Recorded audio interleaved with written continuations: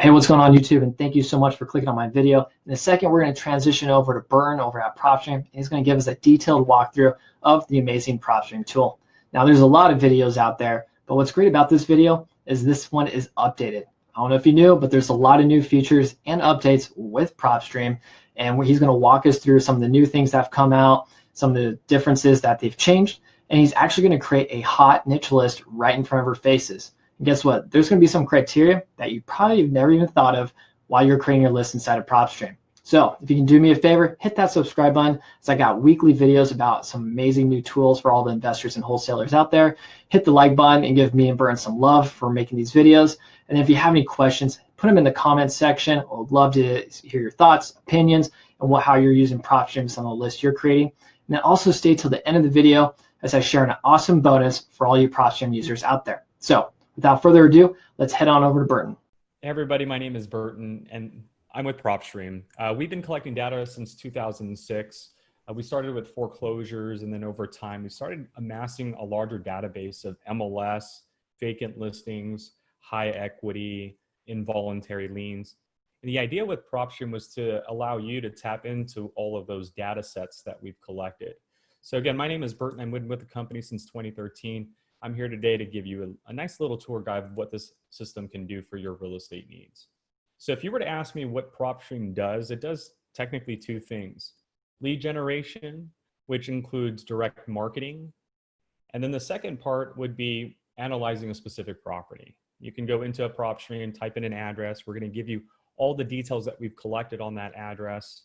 You can run comps using public and MLS records, print reports that you may need when negotiating with your sellers as well as your buyers. So without further discussion, let me go ahead and just show you exactly what I mean. So when you first log in with Propstream, we're going to pretty much give you a pop-up letting you know all the current things that are out and all the new features that are coming. So we just released the mobile app, which we'll be discussing later on. We also have List Automator and the weekly webinars. So for those of you that don't know how to use Propstream in its totality, or want to join our breakout session where we discuss a certain topic like the comps, the filters, List Automator, this right side here is how you can register and join that overview session, okay? Now, when you close down this pop-up, we're gonna take you to our search page. And so it's gonna take your IP address and zoom in on your market, but you can search nationwide. For the last 15 years, we've been collecting data throughout all of the United States. So you can search a county, a city, a zip code. You can even use our draw search feature here on the map and create your own search area. Now, before I go into searching, let me just show you the toolbar. This is the backbone of our system, and it's kind of designed to have you go through the system and kind of guide you through what it can do. So the first icon is searching. This is where you're either going to search a market and custom build your own motivation list or your own buyer's list. This is also the area in which you're going to be able to type in a specific address, go into the details of that address, and start analyzing it, vetting it, and then running comps on that property. Now, as you're searching specific addresses, as you're building your motivated sellers list, you're going to be able to store them and save them. And those are going to be stored in your My Properties. So My Properties is where we store those specific addresses that you're searching or those marketing lists that you're saving throughout our database. So as you save your tax lien list, as you save your tired landlord list, your pre-foreclosure list, this is where we're going to store them. Now, here in the My Properties page, you're going to be able to micromanage your results, see if any of these properties are in more than one list. But this is where one will primarily export the data. So if you're just here for the data, you can search, save your results, click on that list, and click on export at the top. Actions allows you to delete certain records, move them around, put it on an Excel sheet as well, view them on a map. Now, the second part to saving a property or saving a list that you just created is if that you want contact information. And so that leads into our skip tracing. Now, before you skip trace it, you can go into our contacts, and we're going to show you all the properties that you've saved in alphabetical order. This is like your phone book. Here you can click on a LLC. Maybe you got the hold of the owner's name, so you can overwrite the profile manually. You can type in the first name, the last name, add phone numbers, add emails, and hit save. Now, this area is not just designed for you to edit contact information. This is also an area for if you're coming over to Propstream, but you already got a list from a said provider, you can import that list into Propstream. So by importing a list into Propstream, you'll be able to bring in your lists into our system, just like this outside list here. And the important part is not only can you take this list of addresses you purchased from a different provider and bring it on over, but when it's now in the contacts page, that list too can be skip traced. So you can skip trace any of the properties that you're saving specifically, which would be in your favorites, any of the marketing lists that you save through our database, which would be in the marketing list section, or at the very top, anything that's in the contact list, which includes your imported lists or your outside lists. So again, we don't want you to just ignore the list that you just purchased and then just come on over. Go ahead and bring it on over. We'll allow you to, again, use our skip tracing so you can get their contact information if you haven't already. And then once you get their contact information, whether it's an outside list, a list of properties that you've saved specifically, once you select your group and they're highlighted here at the top, hit add selected contacts. They'll be highlighted in yellow. Now you can hit done and choose the item that you want. Is it just phone numbers, just emails, or both phone numbers and email? Your pricing will vary depending on how many people are selected during that time that you're placing that order. You're gonna hit next. It's gonna tell you how many properties we're able to skip trace and how many properties we're not. We will omit anything that's a duplicate or that you've skip traced already. We also omit any LLCs or corporations. So you don't have to remove them, just leave them in the list. We'll just tell you that we can't do it and we'll only do the ones that are available and then give you your costs on the ones that are available.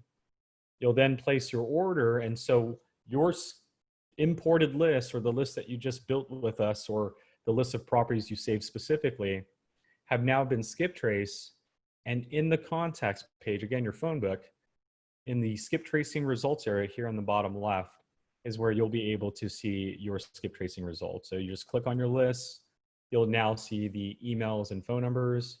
You can click on that person's name and see which one's a mobile landline, a mobile versus landline, as well as the email. The most recent one is always at the top, and the oldest one is going downwards. So here you can delete any old ones if you like, and then hit save, and we'll change those edits for you. But we've just now searched a database, build a list, and in about 5-10 minutes, got their contact information. Or we imported a list from a different provider. They didn't have skip tracing, they didn't have marketing, so we brought it on over to Propstream. 5-10 minutes later, Propstream has given us contact information. We now can check off the list and export it back on out, right? So if you just need to bring a list in to get phone numbers, feel free to do that. Import it in, skip trace it. Once you get the results, you can bring it out. Or in this case, you can build a list with us, but instead of just getting the data, you can get the data and the contact information. So you build a list, then take it over to skip tracing. Once you get the results, you export it. The final step is below skip tracing, and that's campaigns. So here you're able to create a new campaign. You can name it whatever you want, and you can choose any lists that you have imported, saved, specific properties that you've saved, marketing lists that you've created, or down further below, skip trace lists. Any list that's been skip traced, because this is now the list with the addresses and mailing addresses, phone numbers, and emails. So the idea with the campaign page is let us go ahead and market to that list for you. So we can choose a skip trace list. We're gonna name that list. And then after we name that list, you're gonna hit save at the top and it creates a campaign for you. Now this campaign, what it's designed to do is to give you a free website. Anytime you create a campaign, you get a free landing page, because we understand that no two campaigns are the same, right? No two marketing lists are the same. You're gonna have a marketing list for tax liens with 53 people in there. So they get their own website, right? Because this website's gonna talk about how you can help with their tax liens. But then you're gonna have an auctions campaign with 39 people. So then that website that comes with that is gonna talk about how you can close deals in 30 days. right? So we know that no two marketing lists are the same. So we know that you need to get a landing page for each campaign you create. And so as you can see here, I have over 100 marketing campaigns. Every single one of them gets a website, and that's part of your subscription. Now, the key component is we've created the website, and the reason for that is the website includes a background, a message about what you can do to help, and an application. So if they fill out that application, and when I mean they, the leads fill out the application, you're going to get an email notification. It's a warm lead saying, hey, I've taken the time to go onto this website, filled out my information, and hit send, and you should be receiving it. So we no longer have to just randomly give out our phone numbers and emails to 73 individuals. We can create a website that they can go to.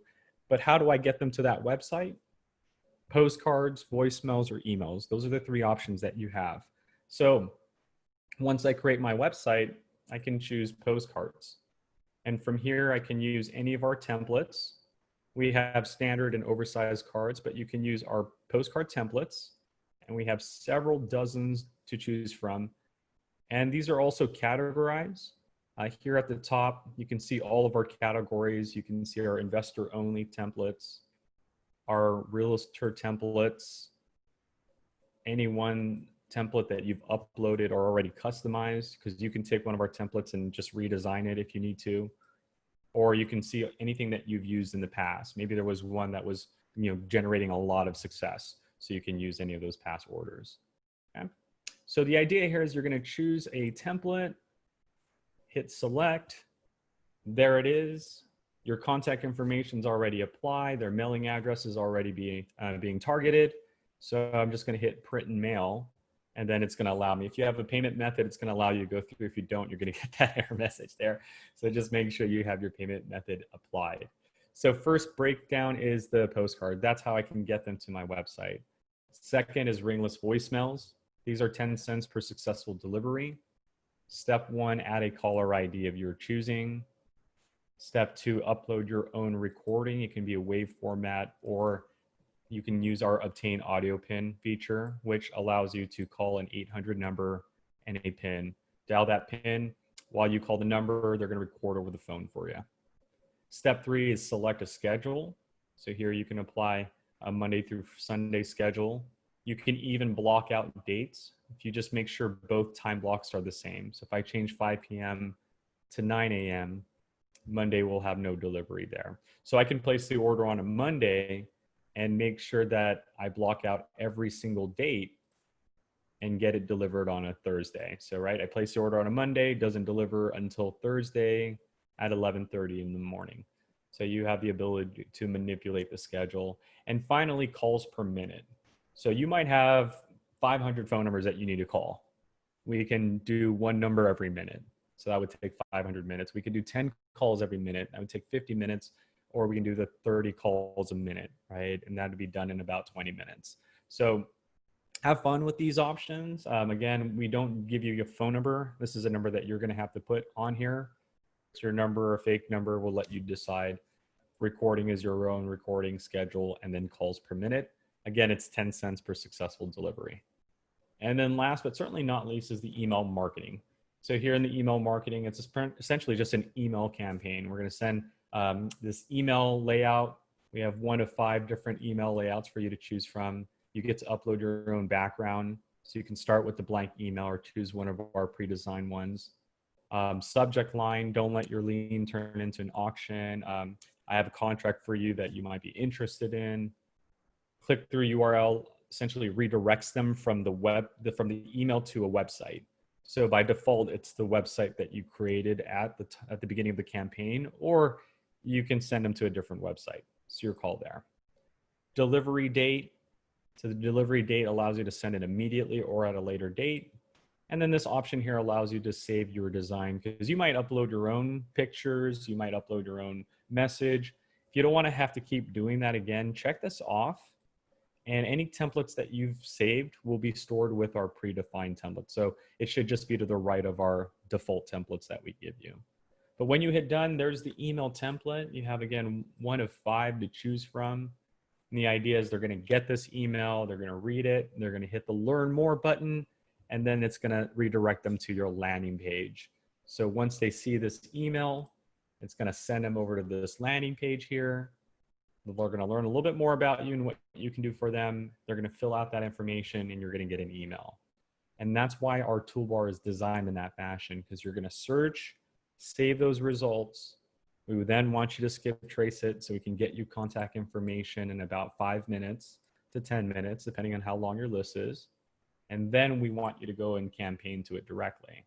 So that's why the toolbar is designed in that fashion. Now, we do have help videos to help you along the way, video libraries, email support, our webinar videos. And then you have the settings page. So below help, the settings page will allow you to update your member profile. This is very important for postcards. Fill this out so we know what to put on the postcard. Billing information. Some of our features are going to require in-app purchases like skip tracing, ringless voicemails, postcards. So have your billing information filled out. It's going to be needed to place those orders. And then if you have, if you don't want to keep banging your card every time we place an order, you can just add a credit. So you can essentially put some into your prepaid credits. So you can just have us put $100 on your account and then you can use that $100 over time. But this is also geared to the mobile app. So if you are trying to make purchases like skip tracing and postcards on the mobile app, you're going to need to fill out, you're going to need to put credits on your account. In the settings, you also have the ability to add team members. Team members are a partial additional cost. So instead of paying for another account for a team member, you can give your team member web and mobile access for an additional cost, or just web access only, or the Scout, which is essentially a limited mobile app version. It allows them to search properties, tag them, and send them to your mobile profile folder, which is in your My Properties. You'll have your mobile area here. And these are all the properties that a certain team member or the main account user is saving while using the mobile app. So that's the team member area. Account activities, your virtual invoice, and then add-on service. This allows you to upgrade your plan. So if you need more records, have at it. This also allows you to get List Automator Revolutionary add-on that helps you essentially micromanage your list much more efficiently. And then a little bit more information on List Automator here on the right-hand side. So our toolbar is designed to kind of go in that fashion from beginning to end, right? And then log out is the last stop. So let's talk about searching, and let's talk about what we can do in terms of filtering and searching. So as I mentioned, there's 4 types of searches that you can perform. You can search a county. You can type in Los Angeles County. You got to type it out specifically, include a comma and the state. When you do that, click on the recommendation below the search bar, and now you can source the 2.4 million records that we've collected for you in Los Angeles County. Now, if you want to go through 2.4 million records, go for it. You can click on each individual property. You'll get the property details page, which shows you the property details. If it's on the MLS, it'll show you the MLS details. You can run comps on the property using public records, MLS records. You can print reports when you do that. So you have all this information, tax information on all 2.4 million records in this area, whether it's vacant land like we're seeing here, whether it's mobile homes. We have tons of different types of records in our system, okay? Now, I don't believe someone has the ability to go to 2.4 million records, but if you want to, have at it. To make your life a little bit easier, we've categorized those records for you. We collect multiple records from multiple sources. So the first thing we've done is we've gone through these 2.4 million records and separated the MLS. So if I click on the MLS, here are all the properties that are listed on the MLS. And now I can click on them and see the details of those properties. Now, if it's on the MLS, not only am I going to get the property details, but I'm going to get the MLS details, the listing price, days on market, the agent's description, property details that the agent identified, interior, exterior, agent's information, and even listing history as well. And then you even have the photos. So if you see it here at the top, the number 53, that's letting you know if you click on that, you have 53 MLS photos that you can go through. So you can see the listing information, right? The difference between MLS and us is that we're not live MLS data. So we don't get to see it like immediately. It takes usually 24 to 48 hours for us to get it. But along that delay is we tie in the other things that agents don't even get to see. Because we collect, again, county and tax information. So we can see the county records side by side with the agent's records. We can see the tax assessor's information. We even collect mortgage and transaction history. So I'm able to see, when this property was bought back in 2018. I'm also able to see that the owner has 2 loan positions. He has a first loan of $984,000. It's a VA loan.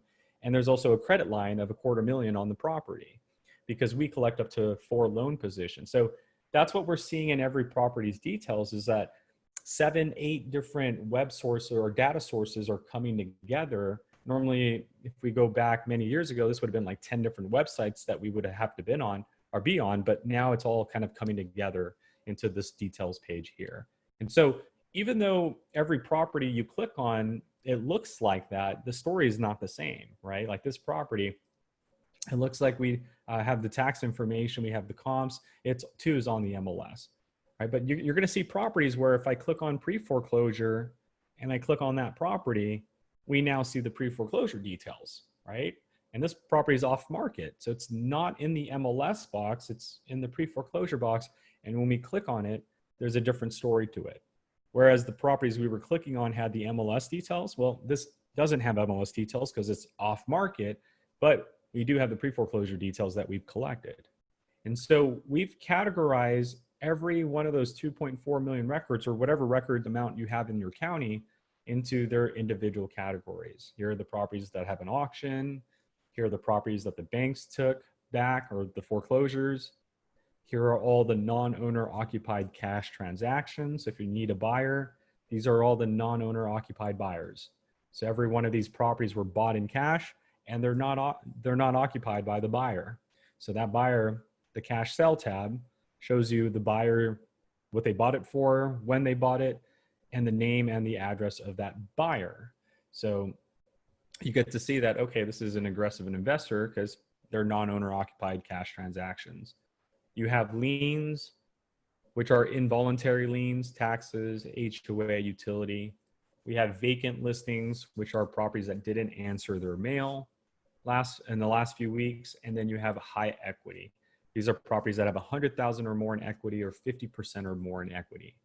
So when you search LA County or you search Miami, Florida, that's what's happening. We're just letting you know, hey, these are the records that we have collectively in that category. These are the other categories that we have. You can search a zip code. Again, you can even use the draw search feature. You can zoom into an area and draw an area and just get results in that area if you'd like. So the idea with the draw search feature is I don't need all of the city's area, or I don't need all of the zip codes. I just want this hot markets area as results, and you can custom create your own area. So when it comes to data, again, we're nationwide, LA to Miami, Dallas, Texas, you name it. You can search practically anywhere in the United States and get data. Now, again, some of these categories are very large, and we don't expect you to go through 10,000 liens to find the right one. That's where the filter comes into play. So you can go about it 2 ways. You search a market like Dallas, then you go into the filter. Or you can start by clicking on one of these categories and then go into filter. And when you click on one of the categories first, it automatically selects your quick lists. You chose vacant here, so when we go to the filter, we'll start with that. And now we can just kind of add additional filters on the left side.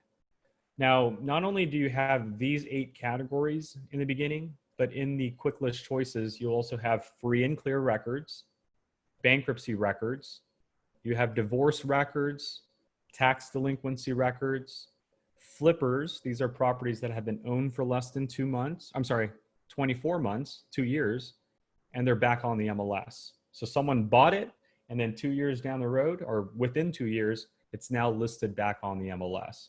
This is only designed because we have county and MLS data. The reason why we call that flipper is we believe those are investors that are doing that. Someone bought a property, they probably rehabbed it, and then within 24 months, it's now being listed on the market for sale. And that's what we call flippers. So it's just like finding cash buyers, but I believe more aggressive ones, because these are the ones that we've identified are back on the MLS. And then you have your failed listings, properties that essentially the MLS, and for one reason or another, the agent couldn't, they withdrew the listing or it expired or someone changed their mind. So we're letting you know that, hey, once you search a market like Dallas, you can choose any of these 14 categories. So I want a lien. And then from there, if 10,000 is still too much, you can use our additional filters on the left side. I want an owner occupied lien, or I want an absentee owner, non-owner occupied, or I want both. Occupancy status is postal data. Do you want someone occupied answering their mail? Or do you want one that's vacant, not answering their mail? Or do you want both? And just these two alone play different stories. I want an owner-occupied property who's answering their mail. So if I knock on a door, if I send a postcard, they're going to answer it. Or if I look for owner-occupied that are vacant, well, these are the 213 that don't answer the mail. So we're going to need to skip trades. We're going to need to send postcards. So understanding how the story changes with these filters is a big thing. And we wanted it that way because you may not want someone that's supposed to be living there not answering their mail. So you want the 8,300 that are answering their mail. Same goes for non-owner occupied, right? When it's non-owner occupied, it's most likely a rental property or, property that's, letting their kids, a homeowner that's letting their kids live in it. But we know that the owner is not there. But is there someone there? And that's the occupancy status. I want a non-owner occupied property that's occupied by somebody, a tenant, a relative, it could be whoever, but we know someone's there answering their mail. Or I want an absentee owner where it's vacant, right? They're either in between tenants or it's abandoned. So here are the 310 properties that the owner doesn't live there and no one's answering their mail in that property.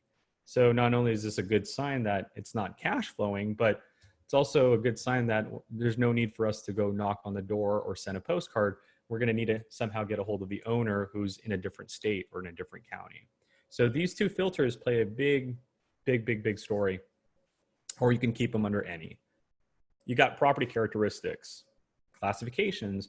How many of these liens are commercial, right? Or office space, or industrial, or vacant land, right? Or residential. So a lot of people don't know that we have more than just single family property records in our system. We have a lot of different classifications that you can tap into. Now, when you choose a classification like residential, then your property type will change. Is it a residential duplex that you're looking for with a lien? Maybe it's a condominium, or just one of the core four that are usually labeled: single family, multifamily, condominium, multifamily 5+. So these are the sub labels and the main labels that you can choose from. And then once you're done with classification and the certain type of property, you have the bedrooms, bathrooms, building size, lot size, year built, home features like pool, garage, basement, attic, unit numbers. So you might be a multifamily investor that's looking for a lien, but it has 10 to 20 units because that's your niche, right? Anything with 10 to 20 units, that's your primary target. So we can identify unit number ranges, school districts. You can even look for properties that are in or not in an HOA because we collect HOA information as well. So just alone, we went from 10,000 down to 6,900. And what we're doing is we're just narrowing down to the ones that we really want, right? So liens, they're single family residential, not in an HOA. We then can start stacking or suppressing data, right? So there's list stacking, which is saying, hey, I want a lien. And then you can go into the MLS status and say, well, I want a lien and they also recently failed on the market, right? And so here are the 123 facing two pain points. They're facing a lien and they wanted to sell and it recently failed, right? And what we design is our system, our filter was not designed to have you just choose a list and just break down the list. No, this filter was designed for you to get creative, right? So you can not only look for a lien that failed, but heck, what about an on-market property that's active, but it's been active for about 180 days, so it's about to expire. Here are your 6 properties that are been on the market for more than 6 months and they have a lien on it, right? So whereas most of us would have gone to most MLS filters and said, hey, I just want an off-market property, and we would have still had to manage 6,800, we can get very, very specific. It's off-market right now because it failed. And to make matters worse, it failed in the last 60 days, right? So they're still fresh. Let's give them a call. And there are your 12 right there. So just want to show you the level of creativity you have because we've allowed you to tap into all these filters, and all these filters are tied into the details that we collect on every single property. So if I did want like an active property, one that's active, I can say, you know, I want an active property that has a new roof. And in the keyword search, it's going to look through the descriptions. And when I click on that property, here in the MLS details, it's going to say new roof. And there it is. Because we collect that much data, you're able to do things like that, new roof. And so when you're searching for properties, you now can find those 5 properties that have new roof in the description. So get creative is my idea here. Don't build a list, build the problem. So I'm looking for a lien that's off market, maybe because it failed, yada, yada, yada, right? Next area is the pre-foreclosure and bank owned. So here, just like with the MLS, we can add or take away. So I would like a lien that's off market, and it's also going through a notice of default or an auction. And here's the 21, right? Or it's bank owned, owned by the bank. Or, hey, pre-foreclosures are very competitive. And maybe I'm very, very new, and I'm not good at this stuff, so I need time. So not only is pre-foreclosure very competitive, but I also need more time. Sure, I can look for those liens that have an auction, those 21, or I can take away those 21. I can look for liens and exclude foreclosures and pre-foreclosures, and those 21 are now out of my list. So these aggressive investors, you can go ahead and have those 21. That's fine. I'll deal with these liens, and hopefully I can resolve them before they go into pre-foreclosure. And so this area, just like with the MLS, you can add or take away. For those adding, you can apply a recording date, an auction date, a pre-foreclosure release date, opening bid, and default amount. So here we're looking for liens that are not yet in pre-foreclosure. Hopefully we can edge out competition. We then have ownership info. So we can specify how many years of ownership, the owner type, the last sell date, last sell price, and then the absentee owner's location. So if I'm looking for a non-owner occupied property, maybe I want an individual who happens to live in a different state right now. And we're living in a situation right now where flying is a big high risk, right? So a lot of people are not flying anywhere. And so to find these 26 homeowners that own a property in a different state, and now that property has a tax lien, well, they might just be willing to let it go because they're not able to visit that property anytime soon. And you see how that's a problem. And so because I'm able to stack certain data, I'm creating a situation that's unfolding into something that I can work with. Out-of-state owners that have a lien, no one's, it's vacant, no one's there, no one's answering that mail. So not only does it have a lien, you don't live in the same state, and no one's there renting it out, right? So it's a loss of profit, essentially. It's not cash flowing. So absentee owner location is huge. You can even find properties that have been transferred between family members. So show me a property that's been owned for less than a year because it recently had a family transfer, right? An indication that, hey, the previous owner had to transfer it for some medical reason, for personal reasons, we don't know. Transfers are important in my book because it's not always a perfect story when you get properties inherited or transferred to you. It sounds like a good thing because we know, the value of an asset, but some people are not prepared to get another property because there's now property taxes, right? Or it's falling apart. And so not only have you inherited a property, but now you got to upkeep it. And if you don't upkeep it, then it's not sellable, right? And you still got to pay taxes on it, right? So to identify people that have transferred property, I think it'd be a benefit to your real estate needs, but I'll leave that to you to decide. But this is the ownership info: years of ownership, owner type, location, and whether it's been transferred, last sell date, last sell price. Finally, you have the last 3, which is the lien, bankruptcy, and divorce status. This allows you to add more to your search. So I'd like a lien that also has a bankruptcy, that also has a divorce or a bankruptcy dismiss, or out of these 646 liens, how many of them are a tax lien? How many of them are an HOA lien? How many of them are child support liens? So you can see all of that nature. So if you want just tax liens, you can break it down even further to 577.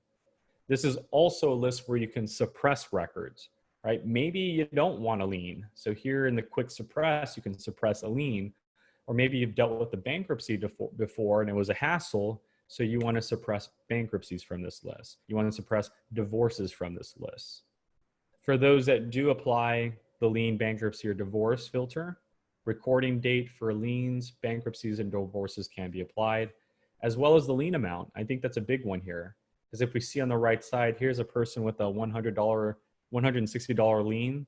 They probably can just pay that off. They probably just forgot to submit their payment, probably got busy. So that one's probably not as motivated as, let's say, a person with a minimum of a $5,000 lien or more. And now we're down to the 65 that have a 5,000 or more lien. So we're now dealing with the more aggressive liens. You can even look for the delinquency year that they didn't pay. Value and equity info allows you to now control the estimated value that you're looking for, what the monthly rental income potentially is, the growth percentage over the last 2 years on that property. You can identify an equity based on a dollar amount or an equity amount based on a percentage. Like let's say we're looking for liens that at least have 60% or more minimum, and now we're down to 61. Loan to value ratio, this is looking for the amount of the loan to the value of the property. It's like almost the opposite of an equity search. And then assess total value. You know, what's total value based on tax information? And then mortgage information. I can actually go through this list and say, how many of these 61 properties have 2 mortgages? Because I think that's a problem, right? To have 2 mortgages versus 1, I think that might be an issue because now you have 2 payments, right? So you can see properties that have 2 mortgages, properties that have at least 1 mortgage, properties that are free and clear with mortgages. So you can leave it blank. It shows you all of them. You can look for mortgage amounts. You can look for loan to value ratio on the first mortgage based on a percentage or dollar amount. You can see how many of these properties were once bought in cash, or maybe remove the ones that were bought in cash, or include them both. You can see which ones of these properties are free and clear. Maybe that gives you a lot of room to negotiate. Maybe people that are free and clear don't want to negotiate, so you want to remove them, or you can keep them both. And then finally, seller kickback. This is when the homeowner is selling the house privately, right? They own note, they're acting like a bank. So we can show you which of these properties have a seller carryback note, where the owner is the one that wrote the note to the buyer. So these are the things that you can look for. And then when you do it correctly, like we did, we searched Dallas, looked for liens, added additional filters. We now took those 10,000 records and boiled it down to the 61 that meet my specific needs, the things that I know I can resolve, right? And so from here, I can now check those results off and hit add to list. Or if you need just the first 20, you can hit filter before add to list, and you can tell the system, show me numbers 1 through 50.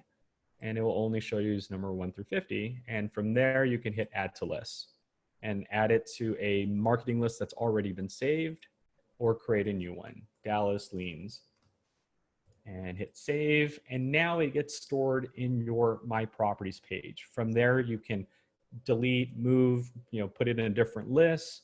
You can export it. So they're going to get stored here. So again, you can export it, move it around. Once that list, which I just saved, is over here, then we can start going down the toolbar, right? So it's saved in My Properties. I can edit any information manually, or I can go to skip tracing and get contact information and then go into the campaign and save that. Now, the idea is if you did that, if you saved the 50 and you did skip trace it and you did send marketing campaigns, then you're going to end up getting a call back. And at that point, that's when you type in the address and start analyzing it. Now, before I show you how to type in an address and analyze it, when you're searching markets, so if you search Dallas and apply a nice filter, I would recommend you hit save search here at the top right. That actually saves your filter. So Dallas search, you can apply your details, liens, individuals, off market, etc. You can even replace one of these boxes at the top. So you can check this box off and choose which of these drop-down menus. If you want to replace high equity, you can choose that. And then you can get email notifications. So we can actually pay attention to this filter and the search.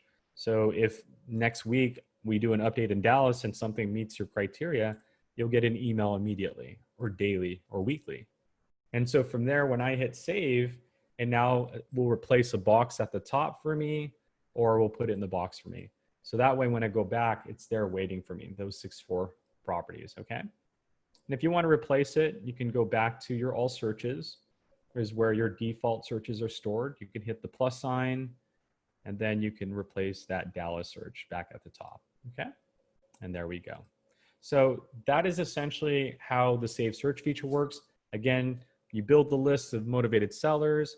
Maybe you're in Dallas this time around and you now need flippers. So you go to our filter, go to flippers now, and you're looking for ones that flipped residential single family property. And you like talking to your buyers, so you're looking for an individual flipper. So here are the 102 flippers in the Dallas market. So our filter can work in many different ways. You choose a list, add to it. You can even get creative. You can just go into a market like Miami and you don't even have to choose a list. You can say, hey, I think a problem is a person that recently failed on the market and they have 3 mortgages, because that's rare. And how many of these people failed and have 3 mortgages? Well, here you are.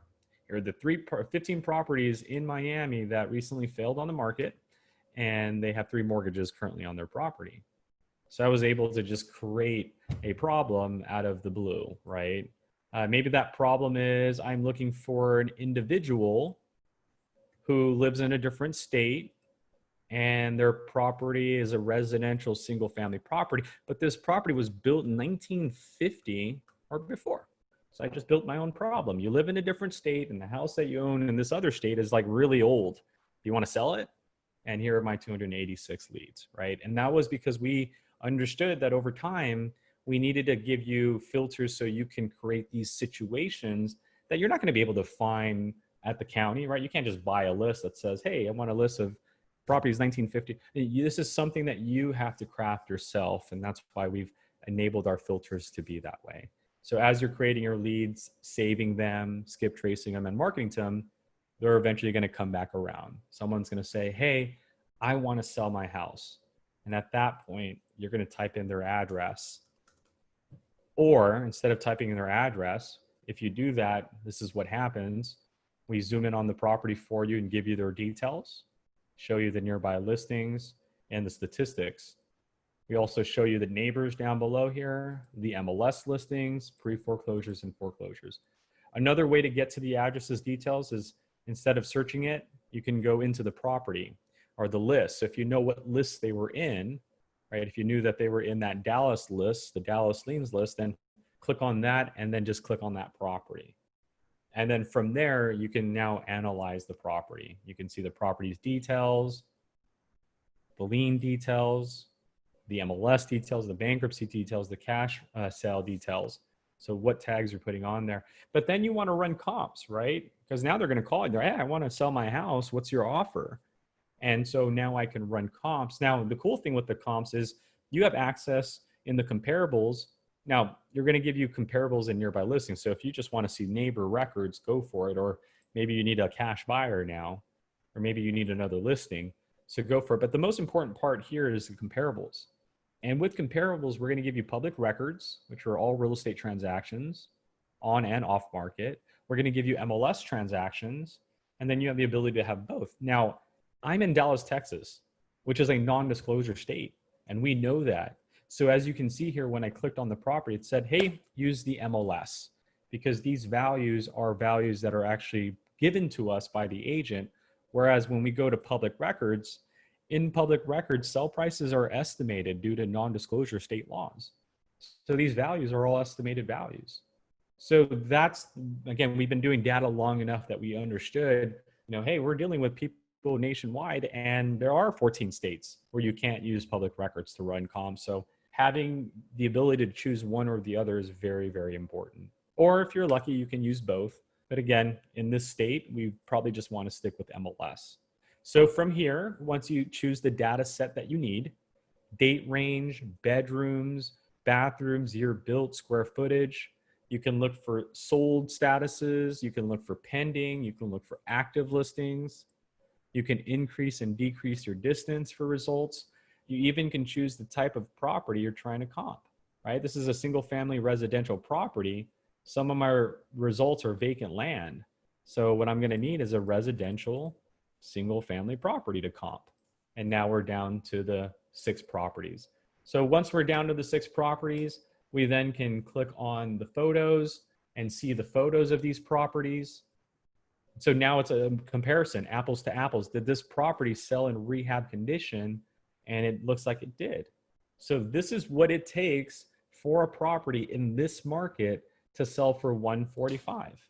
What does a property in this market look like that sold for 120? Here we go, right? And we can see where these are located in the vicinity of my property. So as you can see, 1, 2, and 3 are very close. 4, 5, and 6, not so much.